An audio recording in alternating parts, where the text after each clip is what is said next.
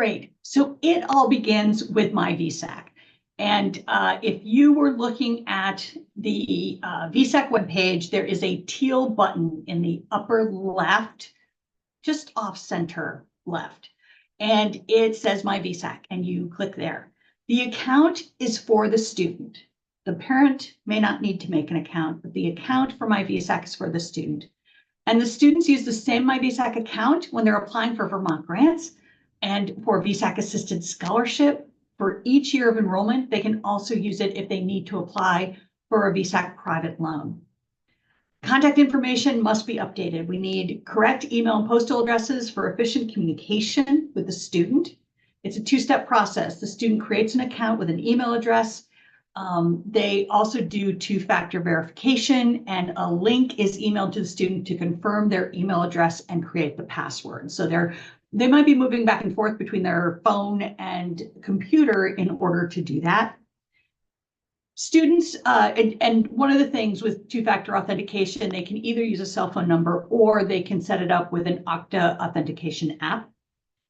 Students who lose or forget their MyVSAC login should follow prompts to be reminded. Please do not create a new account.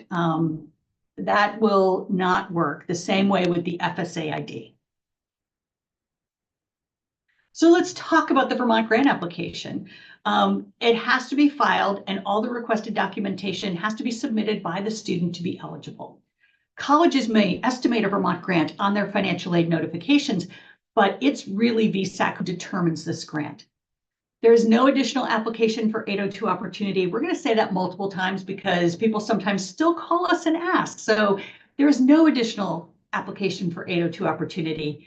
And the degree grant application will be available October 1st for the 25-26 school year. So that will be opening October 1st. And students can apply, as I mentioned, by clicking on that MyVSAC button and creating their MyVSAC account, or they can just use it to log in. There is a Vermont grant link from the FAFSA on the confirmation page. It says what happens next and track the status of your form. And right beneath it, it says, start your application for Vermont state-based aid. This will bring the person filing the FAFSA right to our MyVSAC login page. So they don't have to do the extra clicks. They just get right there. And this is what it looks like. This is the MyVSAC login. So if a student already has an account, they would log into MyVSAC. And if the student does not have an account, they can register now.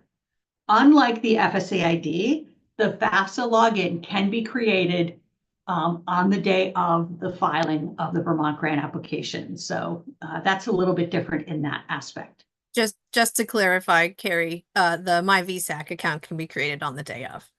Yes, not the FSA ID. Sorry if I goofed that up. It is the MyVSAC account. So that is, thank you. Once they get in, they'll get a landing page that tells them, that gives them the option of where they're going to go next. And so, of course, to apply for the Vermont grant, they're going to click on the grants section, and then there will be an apply for a Vermont grant. There actually will be a question before we get here that says, will you be starting school before July 1st, 2025? And by answering that, that will take you to the right year's application. But you may see both the Vermont grant and the advancement grant application. So you want to pick the Vermont grant. So let's talk about the Vermont degree grants. Much of the income and asset information is coming from the FAFSA. Students who designate their state of residence as Vermont will have that information come to VSAC automatically once the FAFSA processes. So the income is going to be the same as the FAFSA. For the 25-26 school year, it'll be using 2023 income. Asset information comes from the FAFSA, but families also need to report information not collected on the FAFSA, which is the family's primary home value and debt. And so if a student's a dependent student, that would be parents reporting it. If they don't own a home, if they rent, they're just going to put in zeros. They don't leave it blank. And if it's an independent student, it would be their home if they own it, value, and debt.